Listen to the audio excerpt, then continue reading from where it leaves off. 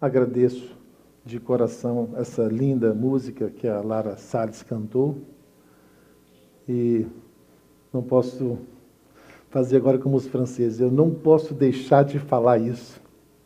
Os franceses têm esse negócio assim, eles dizem, eu não posso deixar de falar isso. E falam tudo o que querem. Eu louvo muito a Deus por essas meninas. A Laurinha, diretora de jovens da Igreja Central de Uberlândia, meu Deus, ela era desse tamanhozinho quando eu cheguei aqui. A Lara Salles cantando, a Débora, as meninas todas com funções assim importantíssimas na igreja, todas que eram tão pequenininhas, e os garotinhos também são rapazes aí, dirigindo as coisas e assumindo responsabilidades. E eu louvo a Deus por isso. Eu fico feliz em ver que o Senhor Deus está com a sua mão poderosa aqui sobre essa igreja, abençoando as famílias, abençoando a juventude, e que essa igreja continue assim, merecendo os favores do Senhor. Nós cumprimentamos a todos os queridos e agradecemos imensamente porque você está aqui, recebeu o nosso convite, a nossa convocação, né? E cancelou todos os seus compromissos e se fez presente aqui. Que o Senhor Deus honre essa sua decisão e ilumine a sua mente hoje, abençoe você e a sua família. De igual forma, cumprimentamos também nosso querido amigo internauta, que está nos assistindo agora. Sinta-se parte integrante dessa comunidade de fé e você também será alvejado pela bênção do Senhor ao ouvir essa mensagem. Aonde você está, na circunstância que estiver vivendo, que o Senhor Deus o alcance e que o seu Deus aumente a sua fé, fortaleça e abençoe a sua vida. Em nome de Jesus. Hoje, então, nós falaremos sobre a quinta e última parada do povo de Israel, desde que saíram do cativeiro no Egito até a entrada no portal de Canaã, que é a cidade de Jericó. Nós hoje estamos com o povo de Israel às margens do Jordão, prontos para atravessarem o Jordão e derrubarem o muro de Jericó e tomarem posse da terra. E é preciso falar alguma coisa, né? Alguma coisa aconteceu entre ontem e hoje. 38 anos se passaram entre a parada de ontem e essa parada de hoje. Então, eu vou dar uma refrescada assim, rapidamente, na cabeça de vocês, dos principais eventos da parada de ontem até essa paradinha de hoje. Nós tivemos a rebelião de Míriam e de Arão, porque Moisés se casou, ele deve ter ficado viúvo, ele se casou com uma mulher cuxita, que era uma princesa etíope, ela era negra, de uma outra raça completamente diferente da raça judaica. E Míriam, a irmã mais velha de Moisés, muito assim, rigorosa com as coisas, não gostou daquela decisão de Moisés de se casar com essa mulher cuxita. Mas quem escolhe a esposa é o marido, né? Não é a irmã do marido que escolhe com quem ele vai se casar. E Míriam ficou chateada e ela era muito assim, influente, acabou trazendo Arão para junto dela, e os dois começaram a disputar a liderança com Moisés. Você não é melhor do que nós. Deus falou com você, mas também fala com a gente. E houve uma disputa séria, Deus teve que intervir, levou os três para um local e disse assim, olha, eu falo realmente com vocês três, mas com você, Moisés, eu falo face a face. E com você, Arão e Míriam, eu nunca falei face a face. Moisés é, de fato, o grande líder que eu escolhi para esse povo. E vocês fariam muito bem em ouvir as orientações que eu dou a Moisés e respeitar a liderança de Moisés. Deus vai chamar uma atenção muito dura. Arão pede perdão na hora.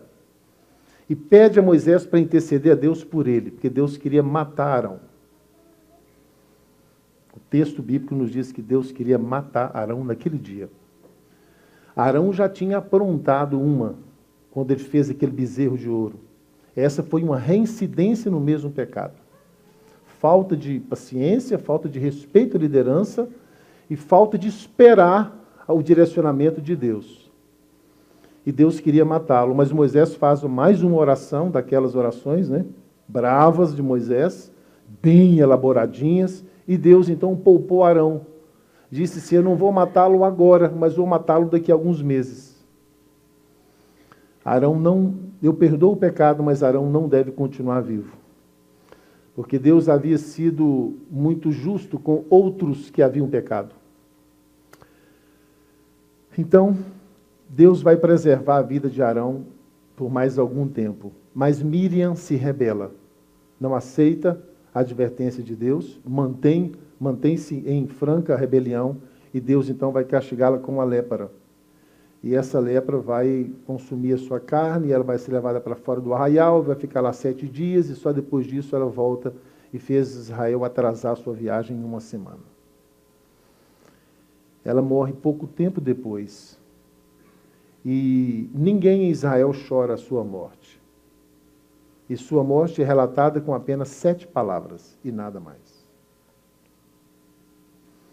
Nós estamos hoje falando sobre os pecados da liderança, sobre os pecados dos chefes. Não sei se vocês já perceberam. Então eles chegam a Parã e Moisés envia os 12 espias. Eles vão olhar uma terra e 10 deles trazem um relatório negativo, e a história vocês já conhecem. Apenas Josué e Caleb sustentam que realmente a terra é habitada por homens fortes, realmente os homens são grandes guerreiros, realmente as cidades são fortificadas com altos muros, mas é o Senhor que daria vitória para eles. Eles não deveriam temer. Mas os outros 10 espias trouxeram um relatório negativo e disseram, nós somos como gafanhotos aos olhos deles. Eles vão pisar e nos esmagar. Deus nos enganou, fazendo-nos vir para uma terra que está fortemente possuída e fortemente habitada e fortemente guardada. Deus nos enganou. E o relatório desses 10 espias vai acabar corrompendo os 2 ou 3 milhões que compunham o povo de Israel. E o povo todo vai murmurar e vai chorar. Na porta de entrada da terra prometida. Era só entrar. E aquilo vai causar um constrangimento muito grande. Deus então anuncia um castigo. Nenhum de vocês, de 21 anos para cima, entrará na terra de Canaã. Só Josué e Caleb entrarão. O resto, todo mundo vai morrer nesse deserto. Só os filhos de vocês, que têm menos de 20 anos, e os que nascerem no deserto, é que vão entrar. Cada dia que vocês espiaram a terra, eu vou lhes dar por 1 ano. 40 dias espiaram a terra, 40 anos peregrinarão pelo deserto. E vocês todos morrerão aqui.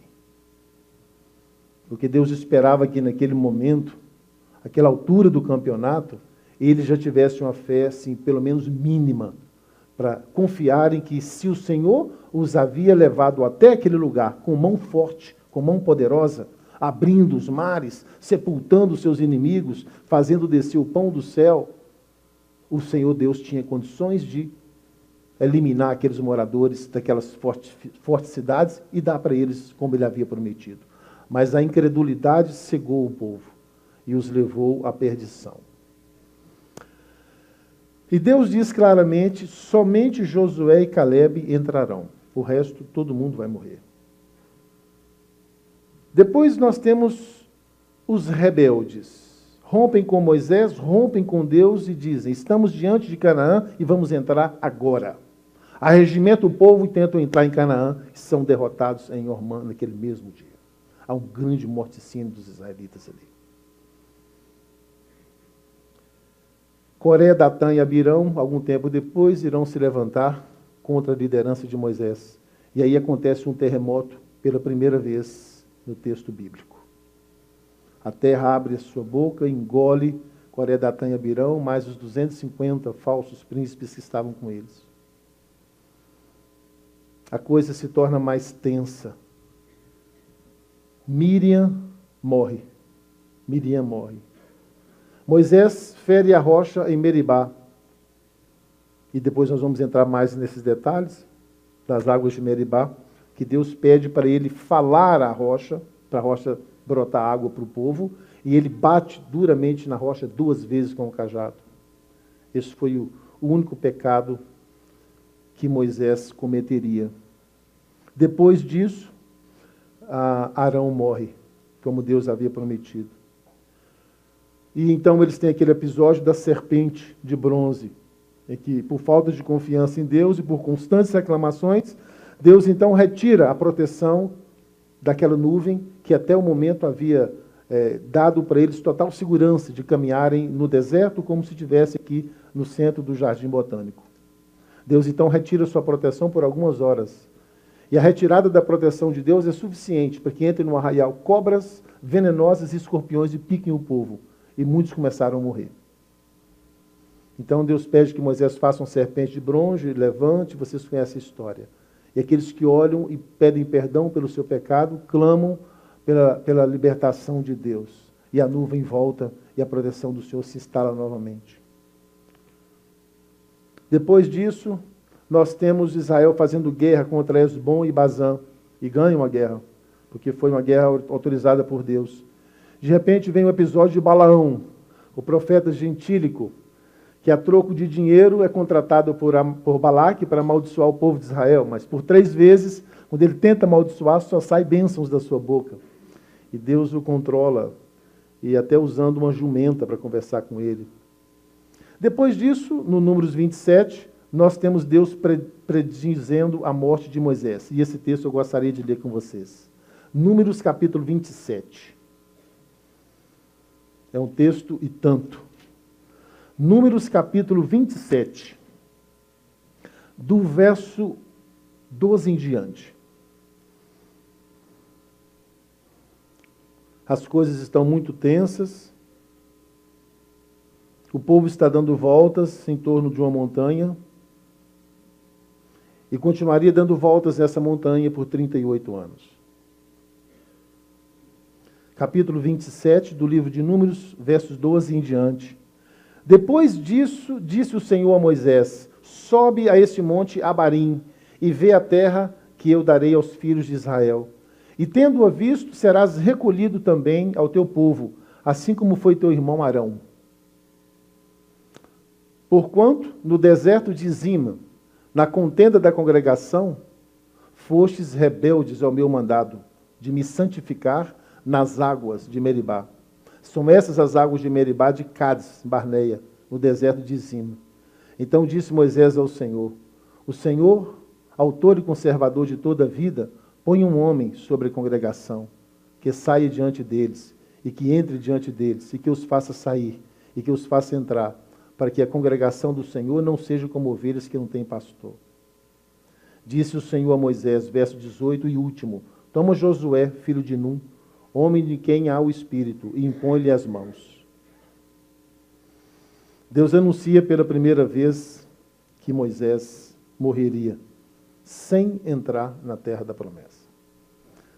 Isso é grave, porque foi através da palavra empenhada de Moisés que o povo de Israel sai do Egito.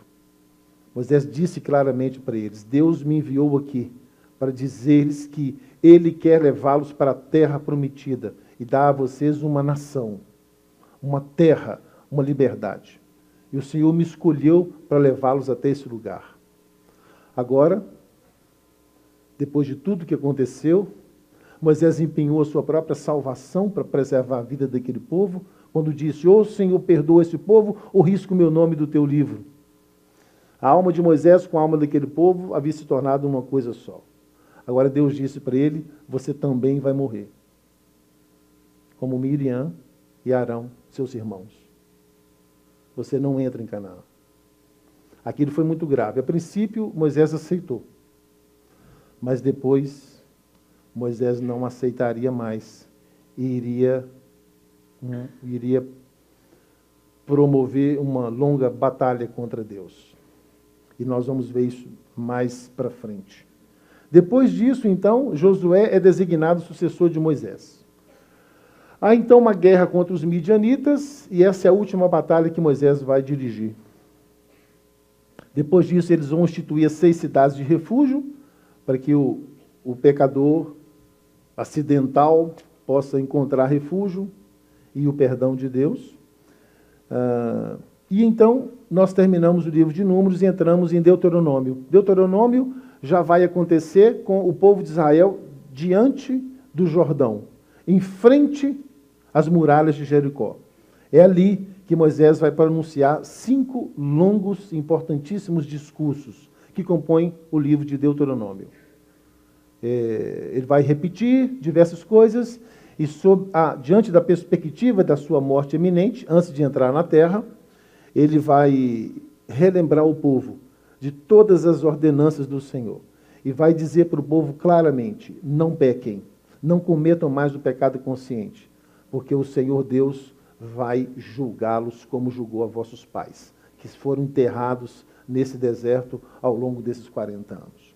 Então, todo o livro de Deuteronômio será composto por esses 5 belos e profundos, importantíssimos discursos de Moisés. Então, no capítulo 32 de Deuteronômio, nós temos um cântico de Moisés. Ele cantou um hino de louvor a Deus, onde ele exalta o poder de Deus, a graça e a misericórdia de Deus, a despeito de toda a dureza do coração do povo, a despeito de todos os pecados que o povo cometera, e ele também.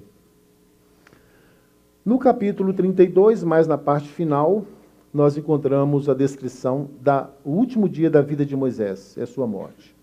Eu gostaria de ler esse texto com vocês, Deuteronômios, capítulo 32. Eu quero ler a partir do verso 48. Deuteronômio 32, versos 48 em diante.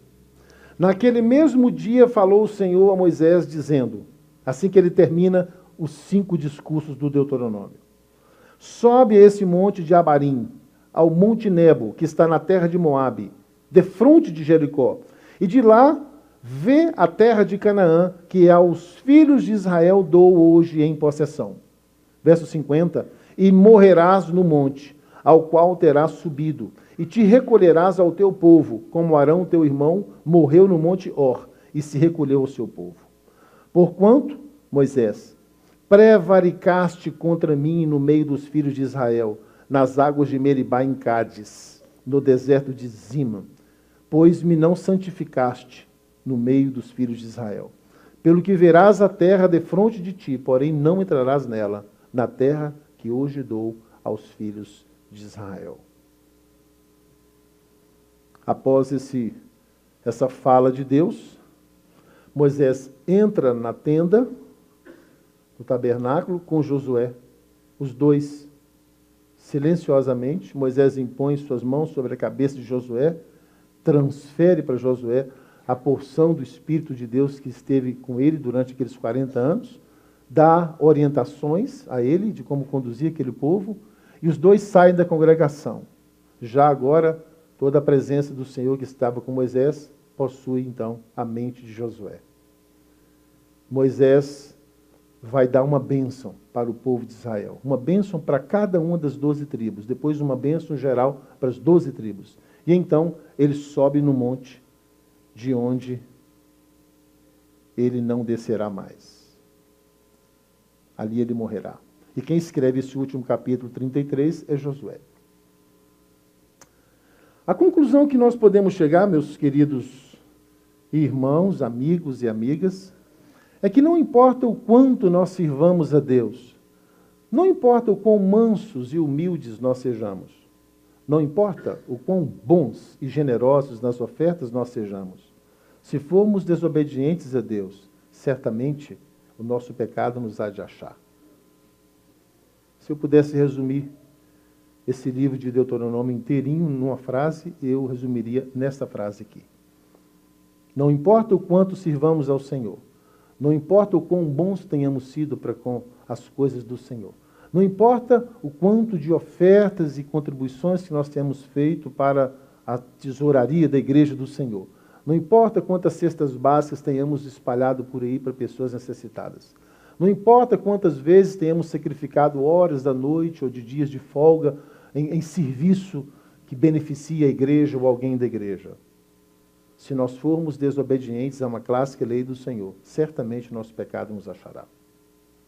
Essa é a grande lição que nós aprendemos de Deuteronômio. A síntese do que aconteceu durante esses 40 anos, eu poderia dizer para vocês agora. Está em Deuteronômio, capítulo 8, verso 2 a 5. Apenas 4 versículos sintetizam tudo o que aconteceu durante aqueles 40 anos que eles rodearam o deserto. Eu gostaria de ler isso com vocês. Deuteronômio, capítulo 8, versos 2 a 5. Nos diz assim.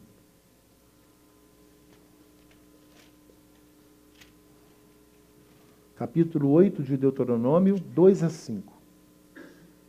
Recordar-te-ás de todo o caminho pelo qual o Senhor teu Deus te guiou no deserto, estes 40 anos, para te humilhar, para te provar, para saber o que estava realmente no teu coração, e se você guardaria ou não os seus mandamentos. Deseja você saber qual foi o propósito do Senhor ao fazer aquele povo caminhar 40 anos pelo deserto, antes de dar-lhes a terra da promessa? Eu lhes digo agora, recordar-te-ás de todo o caminho pelo qual o Senhor teu Deus te guiou no deserto, todos esses 40 anos. Foi para isso, olha, primeiro ponto, para te humilhar, porque o coração estava muito exaltado. Depois, para te provar, para saber realmente o que é que estava no seu coração. Se eram só aparências ou se tinha algum propósito mais profundo. E para te provar, para saber se você guardaria ou não os seus mandamentos. Esses foram os 3 desígnios pelos quais Deus fez perambular pelo deserto durante 40 anos, quase 3 milhões de pessoas. Verso 3. Ele te humilhou e te deixou ter fome para te provar. Ele te sustentou com o maná, que tu não conhecias, nem teus pais o conheciam, para te dar a entender que não só de pão viverá o homem, mas de toda palavra que procede da boca do Senhor. Esta palavra aqui vai ser usada por Jesus Cristo contra Satanás no deserto da tentação.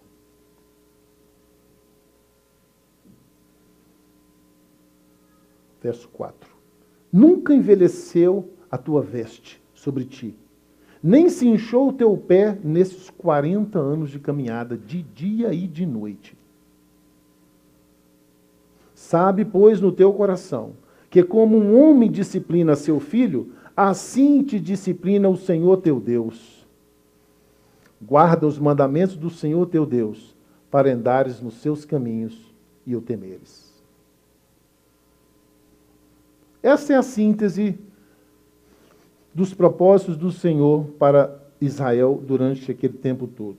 E eu às vezes me pergunto, será que não teríamos uma síntese semelhante a essa, que bem resumiria os propósitos do Senhor para conosco, desde o dia que nós saímos do tanque batismal até o momento que iremos ver o descer nas nuvens dos céus? Será que não estamos nós aqui também num tempo de provação do nosso caráter? Será que Deus não deseja realmente conhecer o que tem dentro do nosso coração? Além da profissão de fé, o que realmente guardamos no nosso coração? Será que não estaria o Senhor nos provando a cada momento, para ver se nós iremos guardar os seus mandamentos ou não? As amizades que temos, as propostas de emprego, as sugestões de negócios, as propostas de namoro e casamento, será que nós não teríamos estado durante todo esse tempo sob uma prova do Senhor?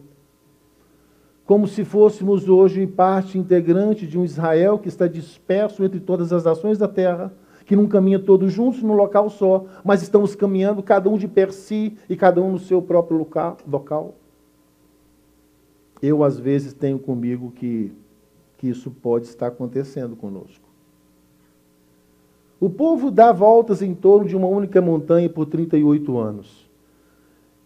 Esse é um dos últimos textos que eu quero ler com vocês. Deuteronômio, capítulo 2. Volte aí algumas páginas de onde você está. Deuteronômio, capítulo 2. Versos de 1 a 4. E o verso 14. Deuteronômio, capítulo 2, versos de 1 a 4 e o verso 14. Depois viramo-nos e seguimos para o deserto, pelo caminho do Mar Vermelho. Voltaram, portanto, né?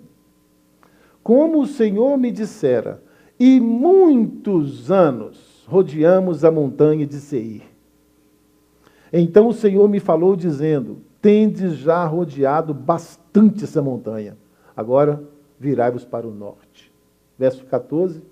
O tempo que caminhamos, desde Cádiz Barneia até passarmos o ribeiro de Zered, foram 38 anos, até que toda aquela geração de homens de guerra se consumiu e foi enterrada nas areias do deserto, conforme o Senhor havia jurado. Vocês compreendem agora o outro grande cemitério? O primeiro foi um cemitério para os egípcios, no mar. Agora, embaixo das areias daquele deserto, todo homem adulto que saiu do Egito foi enterrado. De 21 anos para cima, todos foram enterrados. Menos 2, Josué e Caleb. E eles ficaram dando voltas em torno daquela montanha, até cumprirem todos os funerais e todos os sepultamentos necessários. Quando o último morreu, Deus mandou eles se dirigirem para a beira de Jericó outra vez. Até aí a gente vê a misericórdia de Deus, não é? Poderia ter liquidado aquele povo de uma vez só, mas esperou 38 anos. Deu tempo para que eles pudessem refletir sobre suas decisões, contar a sua história para os seus filhos e preparar a próxima geração para entrar na terra. Na verdade, Deus tirou o povo do Egito, mas nunca conseguiu tirar o Egito do coração daquele povo. Eles tiveram que realmente ser enterrados no deserto. Agora nós iremos para Números capítulo 20, verso 10. Números capítulo 20, verso 10. Veja o que vai acontecer aqui. Nós vamos ter aqui uma pequena crise entre Moisés e Deus. Números capítulo 20, verso 10. Verso 10 em diante. Números 20, 10. Moisés e Arão reuniram o povo diante da rocha. E Moisés lhe disse, ouve agora, rebeldes, porventura faremos sair água dessa rocha para vós outros? Moisés levantou a mão e feriu a rocha 2 vezes com o seu bordão. E saíram muitas águas, e bebeu a congregação e os seus animais. Mas o Senhor disse a Moisés e Arão, visto que não creste em mim, Moisés, para me santificardes diante dos filhos de Israel, por isso não fareis entrar esse povo na terra que lhe dei. São essas as águas de Meribá, porque os filhos de Israel contenderam com o Senhor, e o Senhor se santificou neles. O que de fato acontece aqui é que, miraculosamente, uma rocha acompanhava o povo. Junto com a nuvem de dia e a coluna de fogo à noite, havia uma rocha imensa que acompanhava o povo. Eu não sei quantos de vocês sabiam disso, que além da nuvem e da coluna de fogo e do tabernáculo, com o Shekinah, a presença de Deus, havia uma montanha, uma rocha que também ia junto com o povo. Quase ninguém sabia disso, mas a Bíblia diz, está na Bíblia. Essa rocha havia sido ferida uma vez, e Deus havia dito para o povo, quando eles estavam com muita sede no meio do deserto, e não tinham água, não tinha nada, Deus havia pedido a Moisés para tocar com aquela vara na rocha. E a água brotou da rocha e o povo todo bebeu.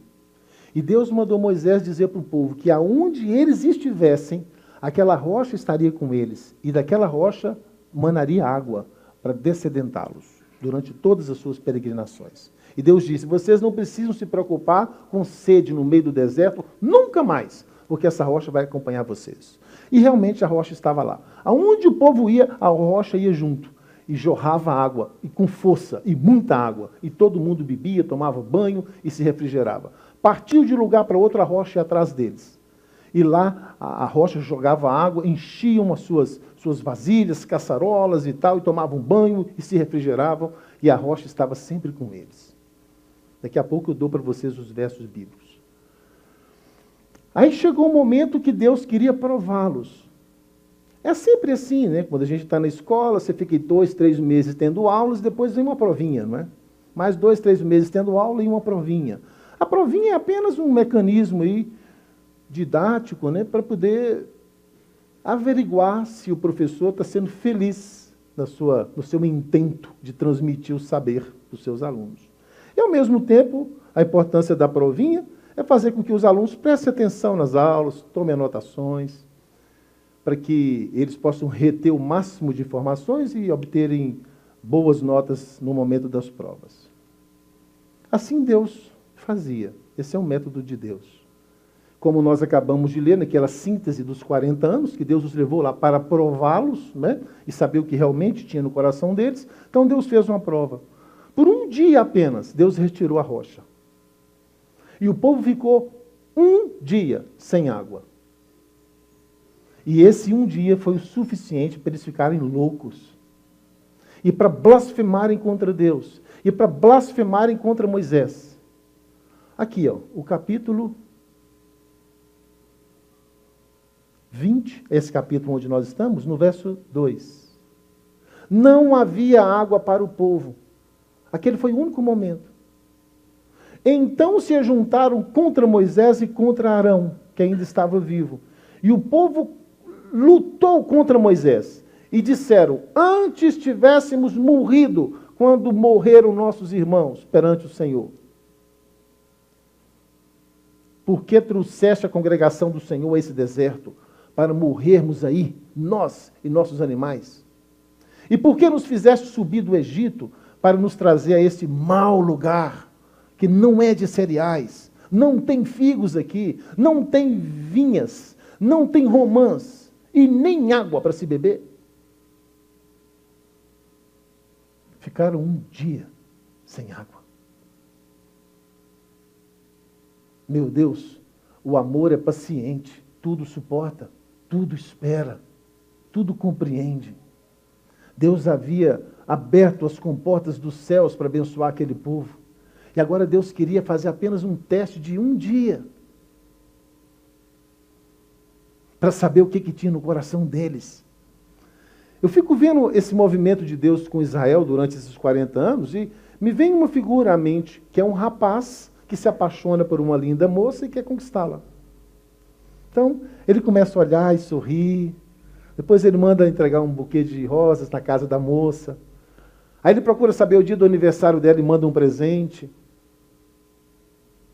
Aí depois ele manda fazer um outdoor lá na porta da casa dela, dizendo, você tem os olhos mais lindos que eu já vi toda a minha vida. E vai enchendo o coração dessa moça de tanto bem-estar, sentimento de que é amada, é apreciada por alguém, isso faz tão bem para nós. E de repente, esse rapaz vai fazer prova desse amor. Se aproxima dessa moça e arrisca dar um bom dia. E de repente a moça vira-lhe as costas, trata-lhe mal e sai pisando forte pelo chão. Era só um bom dia. Aquela que havia recebido tantas manifestações de carinho, de afeto, de amor. Isaías nos diz que Deus foi atrás de Israel durante 40 anos, na tentativa de conquistar a sua simpatia, o seu coração. Mas Israel foi duro. Foi duro. Se não me engano, me parece que é Ezequiel que diz que como uma moça, como uma mulher, ele se deitou nas beiras dos caminhos com todos os homens que passavam. Mas a seu esposo, seu amado que lhe era fiel, ela jamais lhe retribuía o carinho. Mas se prostituía com todos os viajantes que passavam pelo caminho. Os ídolos, a incredulidade.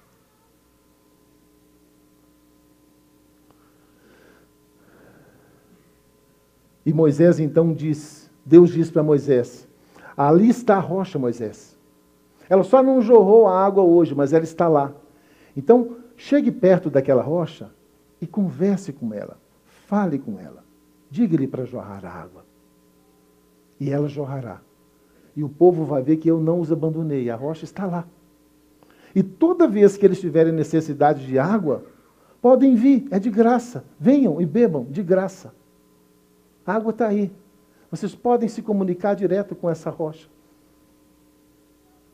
E Moisés então chega, chateado, magoado, talvez porque havia acontecido um grave problema e a sua irmã Míriam tinha morrido e ele estava magoado com isso.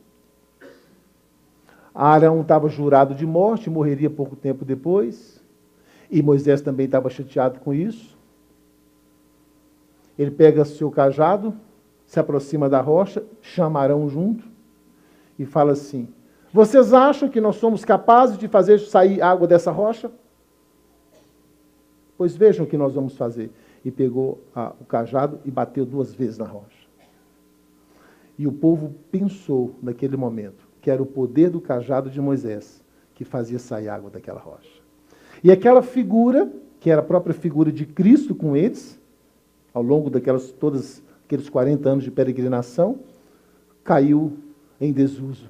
Deus demorara tanto tempo para criar na cabeça de Israel aquela dependência do intercessor, que não era um homem como Moisés, que um dia morreria, mas que seria um eterno, seria o Cristo, que um dia viria, e por isso ele estava prefigurado na rocha, que ainda não havia se encarnado, embora existisse. Todo aquele trabalho que Deus tinha feito, Moisés fez cair por terra. E em vez de honrar e glorificar a Deus e dizer: é Cristo, é o Filho de Deus que está nessa rocha, e é dele que vocês deverão depender. E sempre que sentirem sede, venham a ele, que ele é a fonte de água que jorra para sempre. Como o próprio Cristo, quando se encarnasse, diria: eu sou a água da vida. Aquele que beber de mim jamais terá sede. E quem beber de mim, se fará nele próprio uma fonte, como eu também sou uma fonte a jorrar. Ele diria isso para a prostituta, lá junto àquele poço de Jacó. Moisés simplesmente desmantela todo o plano do Senhor de colocar um intercessor durável e eterno entre a dureza do coração do povo rebelde e a justiça de Deus que o impelia a castigar sempre que alguém procedia mal. Porque é próprio da natureza de Deus castigar os que pecam. Nós temos uma falsa concepção de Deus. Eu digo nós porque muitas pessoas têm me procurado para dizer: no Velho Testamento nós temos um Deus sanguinário, que mata todo mundo, ninguém pode transgredir um mandamento que ele manda fogo. E no Novo Testamento temos um Deus bonzinho, que perdoa as prostitutas e que passa a mão na cabeça dos ladrões e que aceita todo mundo. Não, nós temos um Deus só. A questão é que no Novo Testamento Deus já havia se encarnado. Ele havia se feito homem. E como homem, ele estava em nós, em carne, sentindo a tendência, a força do pecado como todos nós, e conhecendo a nossa natureza pecaminosa. E no Velho Testamento nós não temos um Deus encarnado. Nós temos um Deus que, se obedece, recebe a bênção. Se desobedece, recebe a maldição. Isso é justiça. Um juiz não deve ser bonzinho e nem malvado. Um juiz precisa ser apenas justo. É só isso que se espera de um juiz. A lei precisa ser guardada. Se você guarda a lei, você recebe a bênção. Deuteronômio capítulo 28, você encontra lá todas as bênçãos decorrentes da obediência e todas as maldições decorrentes das desobediências. Está tudo escrito lá em Deuteronômio 28. Se atentamente ouvires a minha voz e tentares obedecer todos os meus mandamentos, bendito serás na saída, bendito serás na entrada. Bendito será o ventre de vossas mulheres, bendito será a vossa colheita, bendito serão as vossas cabras, os vossos animais, vossas mulheres serão férteis, vossos filhos terão saúde, e tudo aquilo que desejares o Senhor vos dará. Mas, se desobedeceres os meus mandamentos, maldito serás ao entrares e maldito serás ao saíres. Vossas mulheres terão sangramento, vossas mulheres serão doentes, vossos filhos vos trarão problemas graves. E a doença e a peste e a praga acabará com os vossos rebanhos, vossas espigas serão mirradas. E aí ele vai descrevendo todas as consequências da desobediência. Isso não quer dizer que Deus é bonzinho ou que Deus é mauzinho. Isso quer dizer que Deus é justiça. Então, o tempo todo, Deus precisava relacionar-se com o ser humano com um intercessor entre os dois. É por isso que o povo fazia um pecado, Deus queria tacar fogo. Porque a própria justiça de Deus, o fato de Deus ser o que ele diz que é, não o permite coabitar com o pecado. É mais ou menos como se você tivesse um tonel de gasolina aqui e uma tocha de fogo aqui. O tonel de gasolina é real, tão real quanto a tocha de fogo, mas os dois não podem coabitar. Se você vai botar os dois juntos, eles vão se consumir um ao outro, porque eles não podem coexistir. Assim, também não pode coexistir Deus e o pecado. E foi por isso que Adão, quando pecou, imediatamente perdeu o Imago Dei. Deus começou a se afastar e passou a falar com ele através de sonhos, visões, profetas e tudo mais, mas nunca mais pessoalmente. Ele disse aqui, ninguém pode ver a minha glória e viver. É como eu disse, ninguém pode pegar uma tocha de fogo, mergulhar dentro de um galão de gasolina e a tocha de fogo apagar e os dois viverem felizes para sempre. Não é possível acontecer isso. A própria natureza do fogo impede de coabitar com a gasolina. Então Deus sempre precisou de um intercessor. É aí que entra a maravilhosa pessoa de Jesus Cristo, o Filho de Deus. O papel de Jesus Cristo é fundante. Uma vez alguém me disse, nossa, mas o papel de Jesus Cristo foi muito importante, né? Eu falei, importante? Foi fundante. É a existência do Cristo, como nosso intercessor, que funda, que cria, que traz à existência a esperança de salvação. É por isso que Paulo, anos depois, o grande filósofo, diria, eu não me envergonho do Evangelho de Cristo. Pode ser loucura para os gregos filósofos. Pode ser uma idiotice, conforme a cabeça dos romanos. Mas para mim é o único poder que Deus tem para salvar o homem. É o Senhor Jesus e o seu Evangelho. Então nós sempre precisamos de um intercessor. O papel daquele cordeirinho que era sacrificado no altar, todas as manhãs e todas as tardes, é isso aí, ele prefigurava Cristo. Só que Cristo ainda não tinha encarnado, embora ele existisse como Deus. Então os homens confessavam o seu pecado com a mão na cabeça do cordeiro, sacrificavam o cordeiro, o sacerdote pegava um pouquinho do sangue do cordeiro, que representava simbolicamente ali a culpa transferida do pecador para o cordeiro, e levava lá para o santuário. Então tudo isso era feito com base na fé no Cordeiro de Deus, que um dia viria, mas que até o momento não havia vindo ainda. Então foi como se todos os homens que viveram antes da cruz houvessem alcançado o perdão dos seus pecados, como alguém que recebe um cheque pré-datado. Eu pego um cheque, anoto 20 mil reais e dou para a Neide. Eu digo, olha, Neide, esse cheque aqui é para agosto, 15 de agosto. E a Neide vai festejar, ela vai pular de alegria. Ganhei 20 mil, ganhei 20 mil. Mas não é para agora, é só para 15 de agosto. Então ela põe o dinheiro no bolso. Ela já começa a viver a felicidade de quem ganhou 20 mil agora. Mas ela só vai descontar esse cheque 15 de agosto. Foi o que aconteceu com todos que viveram até a cruz. Todos eles haviam alcançado a promessa do perdão, mas todos eles dependiam do sacrifício do Cristo. Se Cristo falha na cruz ou no deserto da tentação, todos os que haviam morrido com a esperança de salvação seriam selados com a morte eterna para sempre. Então Deus, na verdade, deu um cheque pré-datado. E era isso que Deus queria ensinar para Israel quando colocou aquela rocha ambulante no meio deles. Era para Moisés falar a rocha. Era para Moisés estabelecer uma relação entre o povo e a rocha como intercessor de Deus, para não permitir que Deus destruísse o povo cada vez que eles cometessem um pecado. Mas Moisés bateu naquela rocha e fez os povos entenderem, as pessoas entenderem que era o poder dele e do seu bordão, que havia aberto o mar, que fez sair água daquela rocha. Esse foi um pecado que a Bíblia chama de prevaricação.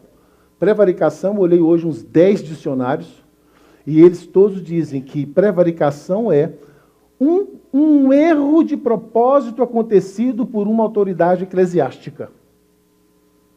No caso, Moisés era uma autoridade de Deus diante do povo. Era o representante de Deus para aquele povo. E ele havia recebido uma missão de Deus. Fale a rocha. Comunique-se com a rocha que é Cristo, meu filho amado. E ele jorrará água. E as pessoas aprenderão a beber dessa água. E saciar a sua sede. Moisés vai e diz, nós vamos fazer sair água dessa rocha. E bate o bordão na rocha. E elimina Cristo da história, que era de fato o grande intercessor. E o povo fixa atenção em Moisés e diz, Moisés é nosso Deus. Então agora Deus precisava fazer cumprir o seu juízo. Se Moisés entra em Canaã com aquele povo, aquele povo idolatraria Moisés. Você se lembra que muitas centenas de anos depois disso, quando Cristo se encarna e vem viver entre nós, Cristo vai enfrentar uma forte oposição entre os fariseus. E os fariseus vão dizer para ele assim: nós somos filhos de Moisés. Nós obedecemos a cátedra de Moisés. Quem você pensa que é para nos ensinar essas idiotices? Porque nós conhecemos a lei de Moisés e nós caminhamos nos caminhos de Moisés. E quem é você diante de Moisés? Mesmo Deus tendo matado Moisés e não deixado entrar em Canaã, quase mais de 1000 anos depois, o povo ainda conservava essa deificação de Moisés. O cara que fazia sair água das rochas. O cara que abria o mar. O cara que mandava o pão cair do céu. E Cristo simplesmente desaparece da percepção daquele povo que não tinha capacidade de abstrair e de compreender o metafísico. Precisava ver uma coisa sólida, física, material, para crer. Compreendem a gravidade desse pecado? Agora veja o que vai acontecer. Números 20. Eu li o 12. Números capítulo 20. Eu li o 10 a 12, agora o 27, 12. Vamos lá para o capítulo 27, verso 12.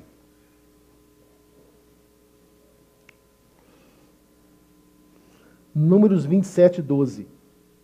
Porquanto no deserto de Zim, na contenda da congregação, fostes rebeldes ao meu mandado, de me santificar nas águas diante dos seus olhos. São essas as águas de Meribá de Cádiz, no deserto de Zim.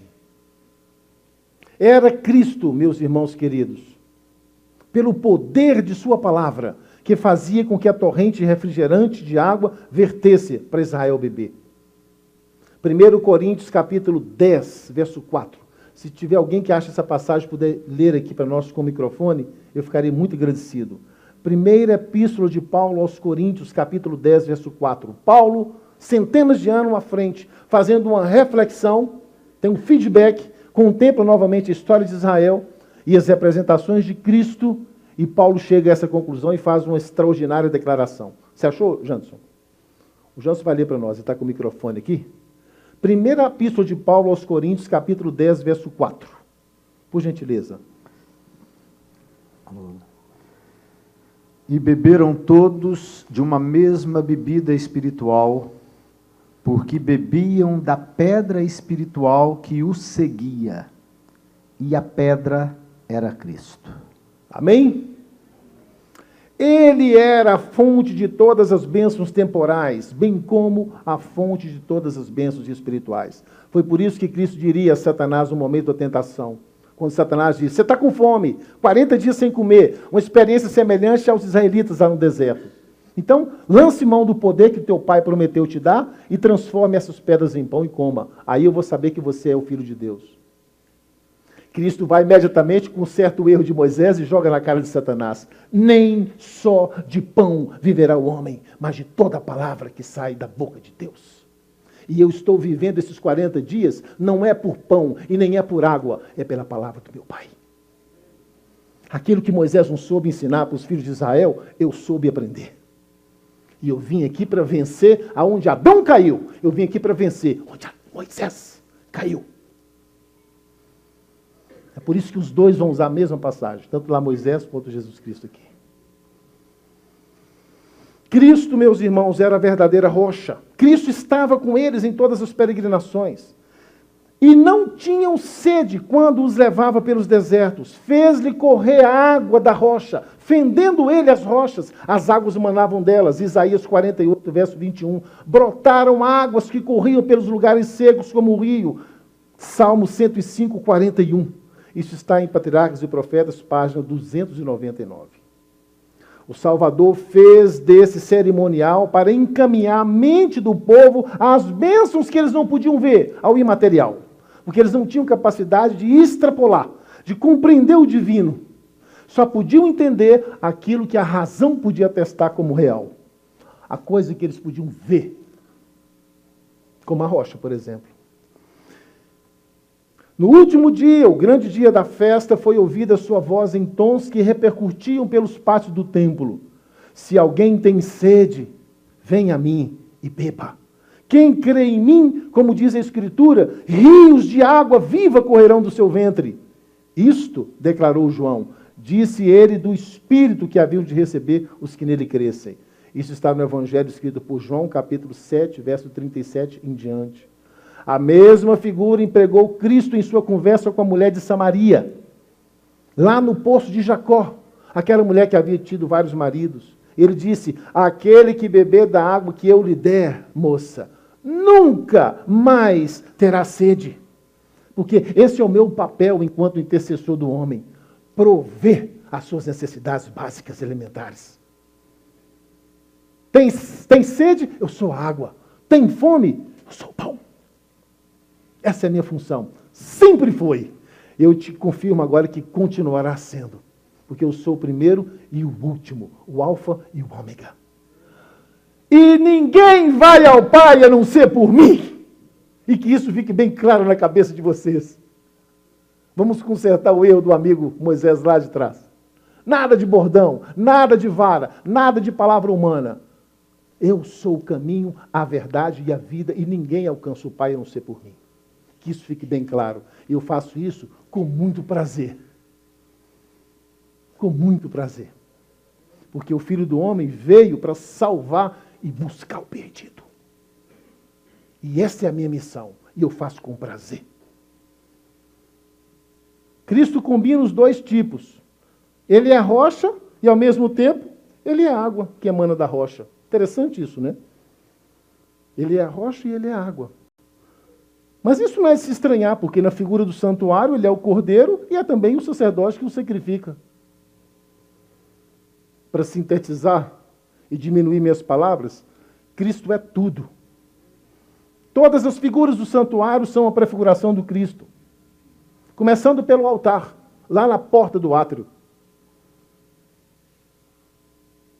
Ele é o cordeiro que morre. Ele é o sacerdote que entra no santuário. Ele é a água que lava os pecados. Ele é o candelabro que ilumina a nossa vida, porque ele é a luz do mundo. Ele é os pães da mesa da proposição, porque ele é o pão da vida. E quem comer aquele pão, viverá para sempre, ele disse. A minha carne é verdadeira comida. Ele é o próprio Shekinah, porque ele disse, quem vê o Pai, vê a mim, porque eu e o Pai somos um. Tudo no santuário era uma figura do Cristo. Os aflitos e necessitados buscam águas e não as encontram. A sua língua se seca de sede, mas eu, o Senhor, os ouvirei. Eu, o Deus de Israel, não os desampararei. Isaías 41, 7. Derramarei água sobre o sedento e rios sobre o deserto. Isso está lá em Isaías 44, verso 3. Águas arrebentarão no meio do deserto, ribeiros no ermo. Isaías 35, 6. E faço o convite, ó vós todos os que tendes sede, não só o povo de Israel, mas o mundo todo, vinde às águas e bebei, sem preço, sem dinheiro, é de graça.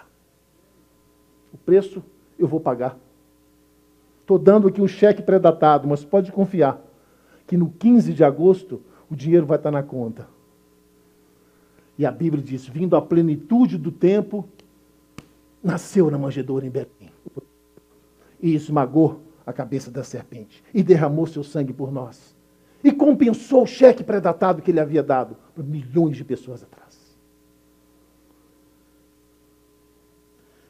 E nas páginas finais do último livro das Sagradas Escrituras, Apocalipse capítulo 22, 17, termina assim a Bíblia. Quem quiser, tome de graça a água da vida. Ah, meus irmãos, nós estamos falando sobre o pecado de gente graúda. Hoje estamos falando sobre o pecado de gente grande. Sexta, sábado, domingo e ontem falamos sobre o pecado de gente pequena, da miudeza, do populacho. Hoje nós estamos falando sobre pecados graúdos. E Deus trata diferente. É uma infantilidade nossa pensar que todo pecado é igual. Todo pecado pode ser igual para você. Para Deus, não. Porque a Bíblia diz que aquele que muito recebeu, muito lhe será pedido. E aquele que pouco recebeu, pouco lhe será exigido. Então Deus trata de forma diferente. Nem mesmo a integridade e fidelidade de Moisés podiam desviar a retribuição que Deus daria ao seu pecado.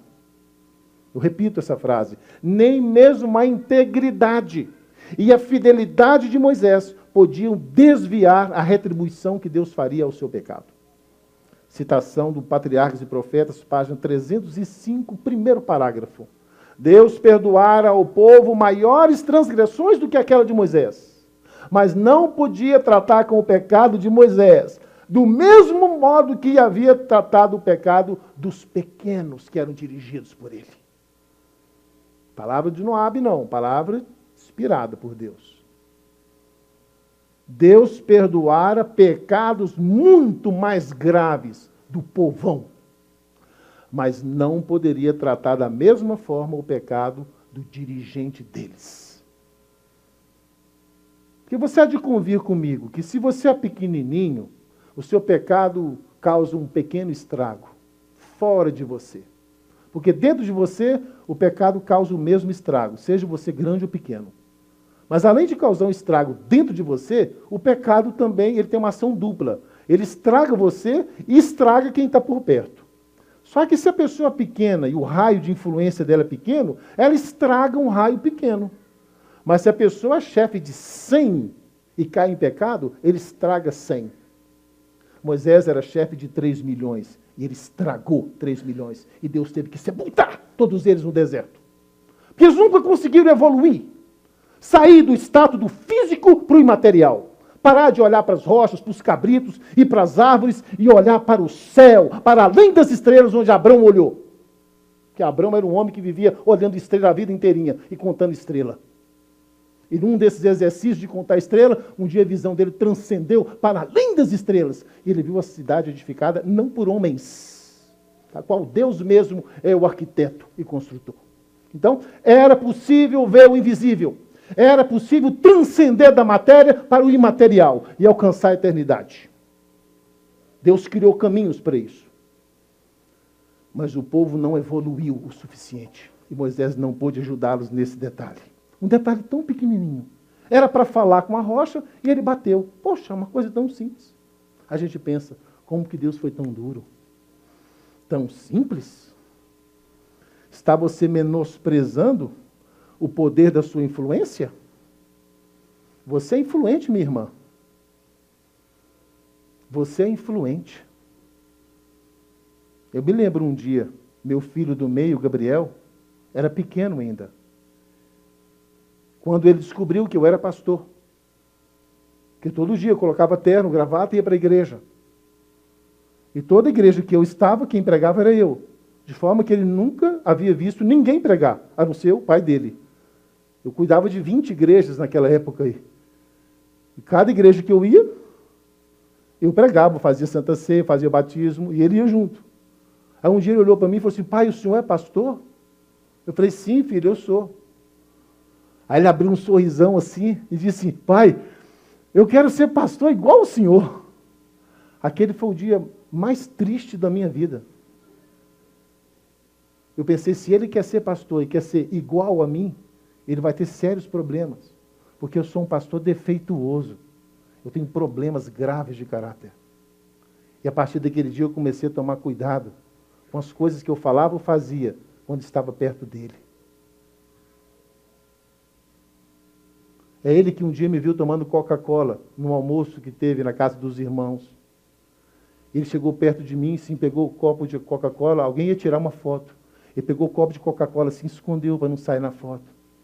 E depois ele me chamou e falou assim, pai, eu sei que o senhor gosta de Coca-Cola, mas eu sei que o senhor está fazendo esforços para não tomar. Mas de vez em quando dá muita vontade forte, o senhor toma, não é? Eu falei, filho, só de vez em quando. Eu falei assim, então quando der essa vontade forte, compra uma latinha e toma lá em casa, para os irmãos não verem. Porque se os irmãos verem isso, soa muito mal. eles relacionaram a figura de um pastor que prega a saúde, o evangelho da salvação, com alguém que bebe Coca-Cola. Eu falei, meu Deus, o que é isso? Que pastor fajuta eu sou? Eu pensei, esse menino está me observando, e ele quer ser como eu. Eu falei, Senhor, tenha misericórdia, que ele seja muito diferente de mim, muito melhor. Mas eu só tenho um sob a minha guarda, eu pensei. Mas e Moisés, tinham quantos? O fato de que Moisés possuía tão grande luz, tão grande sabedoria, tão grande inteligência, tornara muito mais grave o seu pecado. A fidelidade, meus amigos, passada, não expiará um mau ato sequer. Eu repito, a fidelidade do passado não tem poder para expiar um pecado sequer. E aqui muitos de nós caímos e pensamos, mas eu tenho sido ancião dessa igreja há 20 anos, pastor. Não é possível que um deslizezinho Deus vai bater a martela na minha cabeça. Deus vai ter que considerar. Eu sou chefe de diaconisas dessa igreja há 10 anos. Eu sou líder de jovens, Eu já dei muitos estudos bíblicos, já levei muita gente ao batismo. Não é possível que Deus vai ser tão intolerante comigo assim. Deus tem que ter um pouquinho de misericórdia comigo. A fidelidade de toda uma vida passada não tem poder para expiar um mau ato sequer. A Bíblia nos diz que Moisés cometeu um pecado. 120 anos ele tinha quando morreu. E a Bíblia diz que ele cometeu um pecado. Note bem de quem é que nós estamos falando. E é muito provável que Moisés esteja ouvindo isso aqui agora, porque ele foi trasladado, ele está no céu, né? Depois da morte, Deus o ressuscitou e levou para o céu. Quanto maior a luz e os privilégios concedidos ao homem nesta vida, tanto maior é a sua responsabilidade para com Deus. Tanto maior e mais grave é as suas faltas. E tanto mais severo será o seu castigo. Isso é óbvio. Isso é lógico. Isso é matemática. Isso não tem nada a ver com espiritualidade. Isso é 2 mais 2 é igual a 4 e ponto final. Agora vejam a última passagem. Deuteronômio 3. Adiante algumas folhinhas, encontre o Deuteronômio capítulo 3, que aqui nós concluímos. Capítulo 3 de Deuteronômio, verso 23 em diante. Olha o que vai acontecer aqui.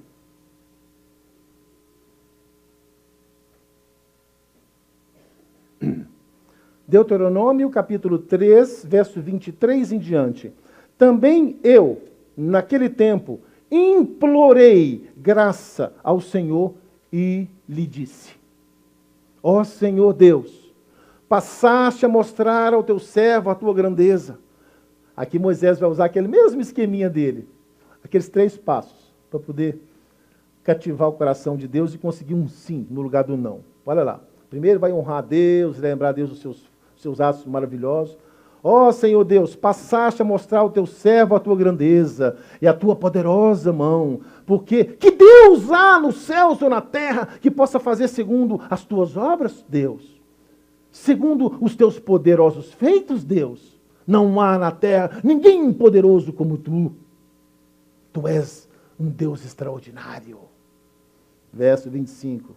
Então, com base nisso, nessa extraordinária grandeza, esplendor e bondade, misericórdia e graça, rogo-te que me deixes passar, para que eu veja essa boa terra que está da além do Jordão, essa boa região montanhosa e o Líbano.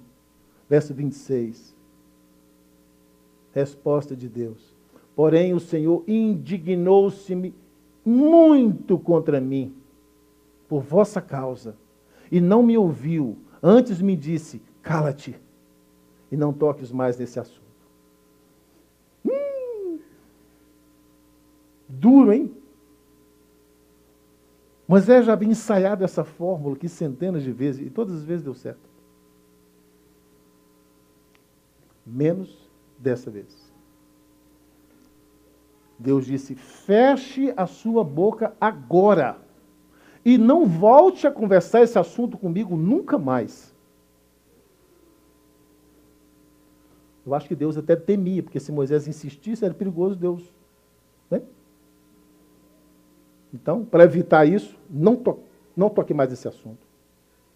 Deus havia ouvido, meus irmãos, a súplica de Moisés centenas de vezes para suportar a ignorância do povo, para perdoar os pecados da nação, que era fraca, que era de coração duro, mas aquele que havia sido agraciado pelo céu, a ponto de falar com o Altíssimo face a face, a ponto de ouvir a sua voz como a um amigo, a ponto de conhecer os seus profundos desígnios, deveria beber sozinho o cálice de tão grandioso pecado. A nação toda de Israel esperava por isso. Vejam o que o texto sagrado nos diz. Uma pequena citação aqui. Patriarcas e Profetas, capítulo 43, página 345, terceiro parágrafo. Olhando retrospectivamente para suas experiências como chefe do povo de Deus, uma única ação errada, manchava a relação de Moisés com seu Deus. Se ele pudesse tão somente apagar aquela transgressão, sentia que não teria medo de passar pela morte. Isso quer dizer que Moisés temeu morrer. Assegurou-se-lhe que o arrependimento e a fé no sacrifício prometido eram tudo que Deus exigia. E de novo Moisés confessou o seu pecado e implorou perdão em nome de Jesus. Jesus? Sim, o Filho de Deus. Não o encarnado, mas o Filho eterno de Deus, que nessa época não havia ainda se fundido com a genética humana. Sabe, meus irmãos, o povo era ignorante, o povo era iletrado, o povo não conhecia a Deus, o povo tinha um coração duro como pedra, mas Moisés conhecia o Senhor. Moisés havia mergulhado fundo nos desígnios de Deus.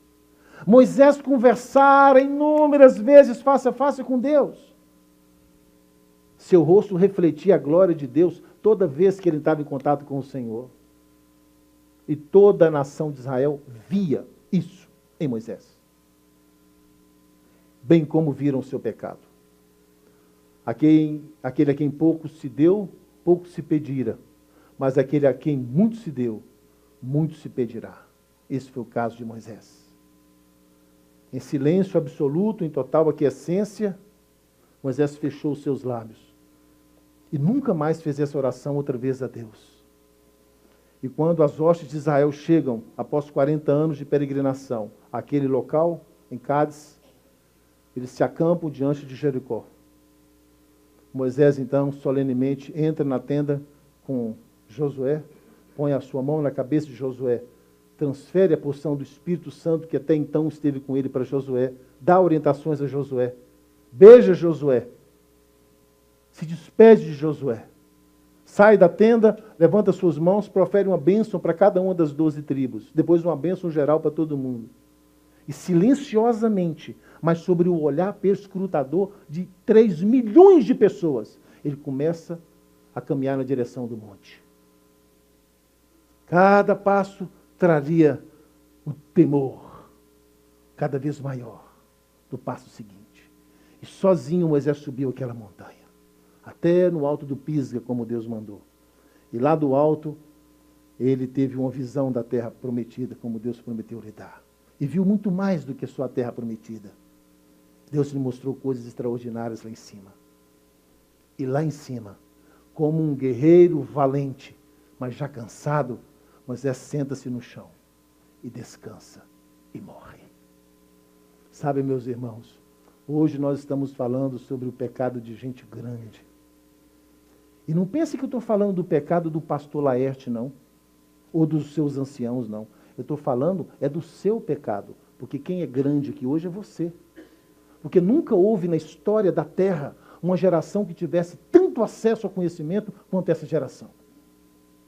Nunca houve, em nenhum momento da história terrestre, um crente que tivesse conhecimento da história global do bem e do conflito entre o bem e o mal, como nós temos hoje. Nós temos hoje a Bíblia inteira, que foi concluída há 2000 anos atrás. Nós somos pós-Bíblia. Enquanto esse povo de Israel aqui era antes de Cristo, nós somos pós-Bíblia. Nós temos conhecimento pelo menos 25.000 vezes maior do que qualquer um Israel pudesse ter de Deus e do plano da salvação. Então, eu estou falando hoje para gente graúda. Estou falando hoje para gente que recebeu uma grande luz. E por isso é responsável por Deus por grandes coisas. O seu pecado hoje é muito mais maligno e ferino, é muito mais corrosivo, abominável do que todos aqueles que viveram antes de nós. Porque nunca houve uma geração que tivesse tanta luz, tanta informação, tanta orientação como essa geração de hoje. Eu acho, meus irmãos, que nós nos assemelhamos muito bem hoje a Moisés. Eu sei que tem muitos de nós aqui que andam praticando pecadinhos programados, pecadinhos conscientes, que você sabe que é pecado, mas pensa que Deus não vai levar aquilo em conta, porque afinal é só um pecadinho. Não pense assim. A Bíblia nos diz, o vosso pecado vos há de achar, esteja você aonde você estiver. A Aline preparou-nos uma música, e ela vai cantar, para nós encerrarmos essa série de 5 conferências com a última parada de Israel. E se eu pudesse dar um nome a essa parada, eu daria, sabe que nome? Que nome eu daria a essa parada? A parada do pecado consciente. É aquele que Deus perdoa, mas as consequências você vai ter que assumir. Eu gostaria, nesse momento, de fazer o último apelo dessa nossa semana de oração. Se porventura eu estou falando hoje para alguém que tem consciência de que está coabitando, que está se relacionando de forma afetiva e carinhosa com a prática pecaminosa, e que sabe exatamente o que Deus pensa sobre aquilo, e que gostaria hoje, em nome de Jesus, essa rocha que jorra água para a vida eterna, e que tem condições de nos dar o poder para vencer qualquer tipo de pecado, gostaria hoje de dizer, Senhor, eu abro mão dessa minha relação afetuosa com esse pecado. Eu rompo essa relação incestuosa com o pecado, porque eu quero ser uma noiva fiel ao Senhor.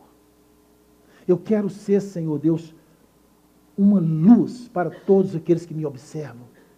Eu quero ser um bom exemplo e um bom testemunho para os meus colegas no trabalho, na faculdade, no condomínio, na igreja e para os meus filhos na minha casa também. Eu quero representar bem esse evangelho maravilhoso que uma vez foi entregue aos santos. Mas eu não tenho conseguido até aqui. Mas eu quero lançar a mão desse poder que a Bíblia nos diz que tudo posso naquele que fortalece. Então, Senhor, eu quero esse poder para eu vencer o pecado e ser um homem e uma mulher reto e íntegro diante da sua presença. Se você sentir isso, ouça essa música. Dê um passo adiante aqui. Mas venha com o coração decidido a entregar isso tudo nas mãos de Deus, para que Deus possa limpar o seu coração. Em nome de Jesus. Amém.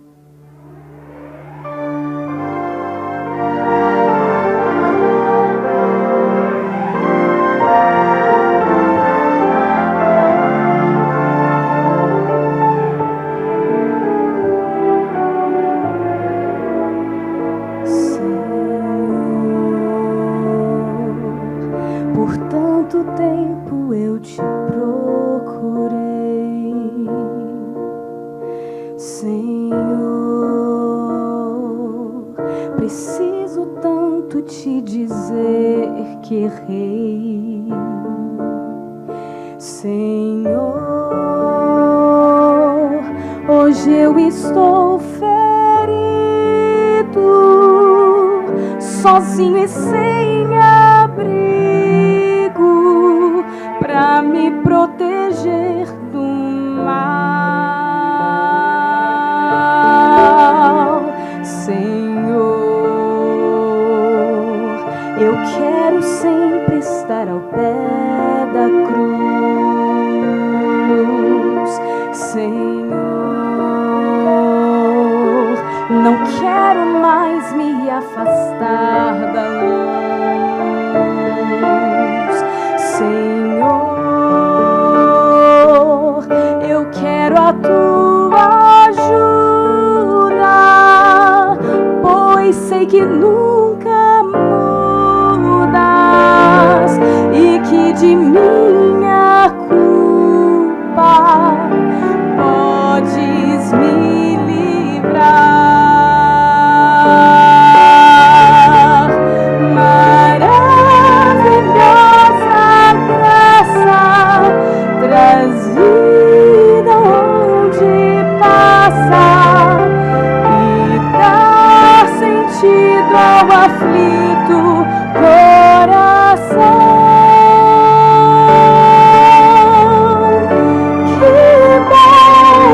Ter um grande amigo que nos protege do perigo e sabe o que é melhor pra nós.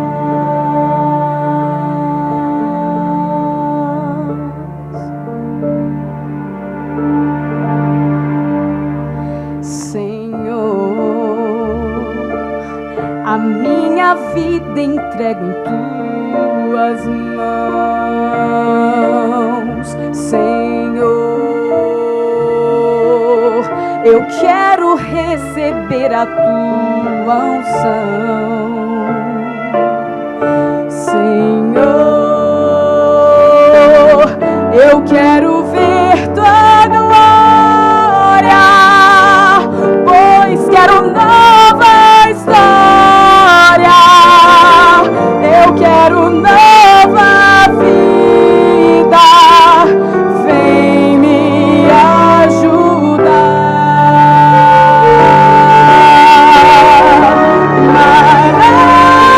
Maravilhosa graça, trazida onde passa e dá sentido ao aflito coração.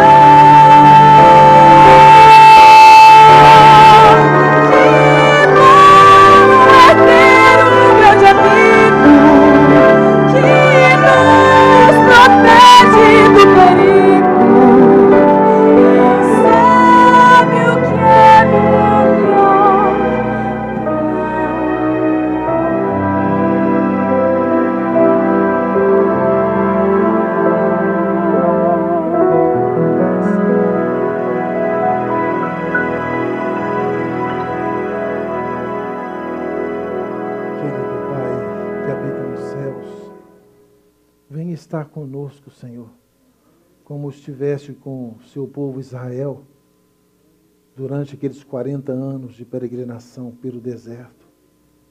Venha saciar, Senhor, a nossa sede.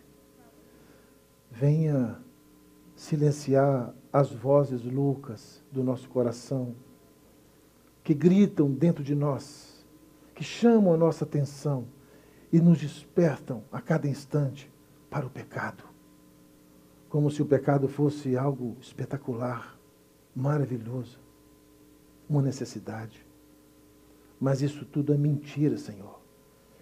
O nosso inimigo constrói castelos de areia na nossa frente e nos faz pensar que eles são de rocha, de pedra. Mas é tudo falsidade. Porque só há verdade em Ti, Senhor. Porque Tu és um Deus grande, Tu és um Deus autêntico, Tu és um Deus verdadeiro. E os teus caminhos são caminhos de justiça. E nós não queremos caminhar em cima de fábulas, de histórias tecidas da mente humana. Nós queremos caminhar em cima daquilo que é fato consumado. O Cristo na cruz, o Cristo ressurreto, o Cristo em nós. Isso é tudo que nós queremos, Senhor. Faça-nos manter a nossa cabeça erguida, nossos olhos fixando a nossa herança eterna e nos esquecendo das coisas que vão ficando para trás. O Senhor prometeu estar conosco todos os dias até o fim e nós agora requisitamos o cumprimento dessa promessa. embora tenhamos tentado dar alguns passos longe da sua presença em algum momento, como Israel, mas hoje nós voltamos atrás. Hoje nós consertamos os nossos erros. E nós, à semelhança de Moisés, te dissemos: se a tua presença não for conosco hoje, não nos faça sair desse lugar. Nós queremos ter a certeza absoluta da sua condução, porque o Senhor não só conhece o caminho, como és o próprio caminho. És a verdade e só tu tens a vida. E é em ti, e através de ti e por ti, que nós alcançaremos o Pai. Despeça no Senhor hoje, na sua força, no seu poder. Dê-nos a vitória a cada dia e nos liberte do mal. Em nome do Senhor Jesus te pedimos. Amém.